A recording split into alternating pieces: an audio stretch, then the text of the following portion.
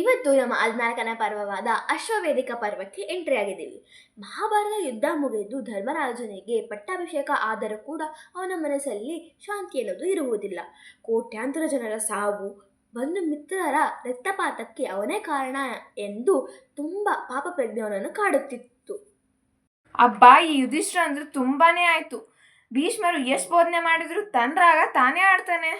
ಯುಧಿಷ್ಠಿರ ಶೋಕವನ್ನು ದೂರ ಮಾಡಲು ಶ್ರೀಕೃಷ್ಣ ಹಾಗೂ ವೇದವ್ಯಾಸರು ಕೂಡ ಕೆಲವು ಪುರಾಣದ ಕಥೆಗಳನ್ನು ಹೇಳ್ತಾರೆ.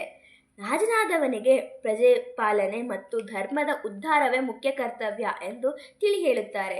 ಹಾಗೆ ಅವನ ಪ್ರಾಯಶ್ಚಿತ್ತಕ್ಕೆ ಉಪಾಯ ಕೂಡ ಹೇಳ್ತಾರೆ. ಉಪಾಯನ ಏನದು?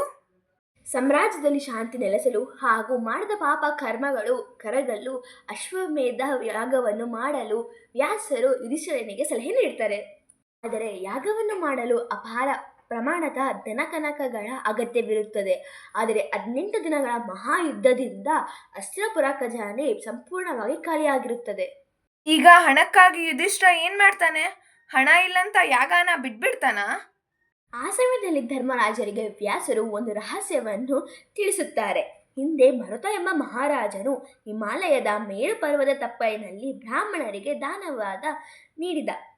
ಆದರೆ ಅವರು ತೆಗೆದುಕೊಂಡು ಹೋಗಲಾಗದೆ ಬಿಟ್ಟು ಹೋದ ಟನ್ಗಟ್ಟಲೆ ಚಿನ್ನದ ಪಾತ್ರೆಗಳು, ನಾಣ್ಯಗಳು ಅಲ್ಲಿಯೇ ಹೂತು ಹೋಗಿವೆ ಅಂತ ಹೇಳ್ತಾರೆ. ಇದರ ಅರ್ಥ ಪಾಂಡವರು ಇದರನ್ನೆಲ್ಲ ತಂದ್ಕೊಳ್ಳಿ ಅಂತನಾ?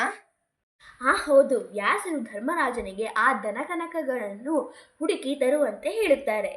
ನಂತರ ಪಾಂಡವರು ವ್ಯಾಸರ ಮಾರ್ಗದರ್ಶನದಂತೆ ತಮ್ಮ ಸೈನ್ಯದೊಂದಿಗೆ ಹಿಮಾಲಯಕ್ಕೆ ತೆರಳಿ ಶಿವನನ್ನು ಪೂಜಿಸಿ ಆ ಅಪಾರ ಚಿನ್ನದ ನಿಧಿಯನ್ನು ಕಂಡು ಹಿಡಿದು ಸಾವಿರಾರು ಒಂಟೆ ಹಾಗೂ ಆನೆಗಳ ಮೇಲೆ ಹಸ್ತಿನಾಪುರಕ್ಕೆ ತರುತ್ತಾರೆ.